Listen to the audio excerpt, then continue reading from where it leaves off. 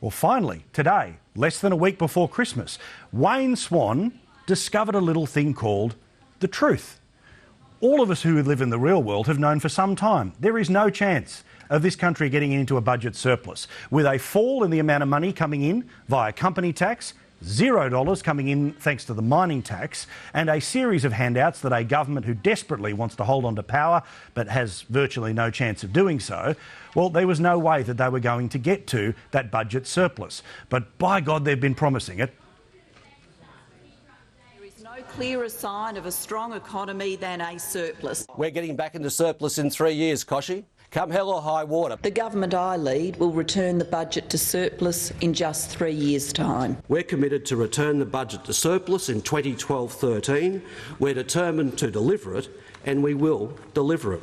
Back in surplus in 2012-13. The surplus in 2012-13. Surplus in 2012-13, exactly as promised. As promised. As promised.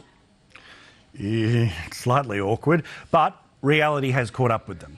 The government, as I've been saying for some time, was caught between this political problem, one clearly of their own making. Now, the opposition didn't force them into making that promise. It was the promise that they thought they would be able to get there. They were even willing to fudge the exact periods of time that small business had to hand over its BAS statements from quarterly to monthly. They tried to do everything they could, including taking money from one set of foreign aid budget and putting it into asylum seekers, even keeping the NBN out of the budget, but still they couldn't get there. So they deserve their moment of shame, but at least there is now a recognition of the truth. This country is not doing as well as the government had desperately hoped it was going to, and regardless of either their good or bad management, it is nowhere near as good as I said, they had been promising.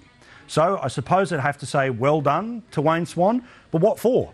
For admitting the truth? I do find it amazing the number of government MPs who have been running around and saying today that at least there is an acknowledgement of the truth here. Yeah, we've been here for a while. Glad you can come to the party. You might be late, but I'm glad you're here. Hopefully some other truths will dawn on both the Prime Minister and Deputy Prime Minister during the Christmas break.